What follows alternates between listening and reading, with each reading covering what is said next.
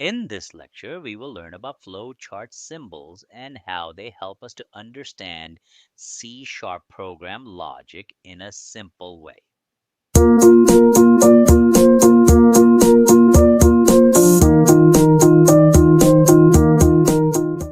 Let's get started. The most basic symbol in the flowchart is the start and end symbol, which is shown as an oval shape. This symbol tells us where a C# program begins and where it finishes. Every flow chart must start with this symbol and end with it. For example, when a C# program starts running, the flow begins at the start symbol, and when all instructions are completed, the flow reaches the end symbol. This helps us clearly see the entry and exit points of a program. Next is the process symbol, which is drawn as a rectangle. This symbol represents any action performed by the program. In C#, this could be assigning a value to a variable, performing a calculation, or whenever the program does some work, the process symbol is used. This makes it easy to follow what operations are happening inside the program. Another important symbol is the input and output symbol, which looks like a parallelogram. This symbol shows when the C# program takes input from the user or displays output on the screen. For example, when a program asks the user to enter a value or shows a message, this symbol is used. It clearly shows when the program communicates with the user. The decision symbol, shown as a diamond, is used when the program needs to make a choice. In C#, this happens when we use conditions like if or else. The decision symbol checks a condition and then splits the flow into two paths.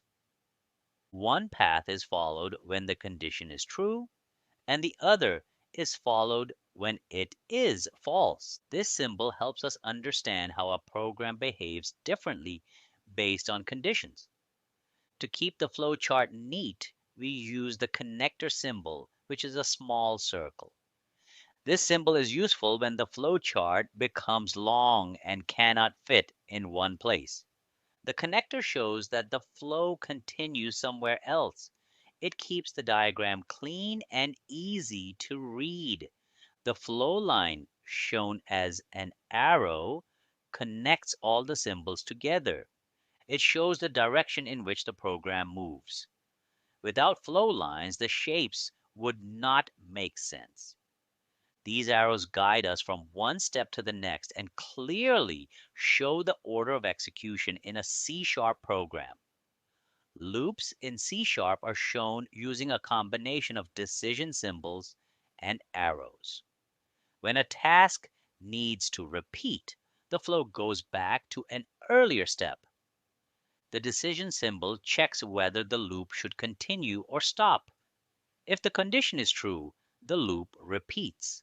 If it is false, the program moves forward. This makes loop behavior easy to understand visually.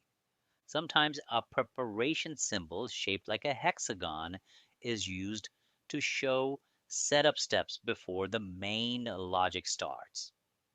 In C#, this can represent initializing variables before entering a loop. Although it is not used very often, it helps explain setup actions clearly.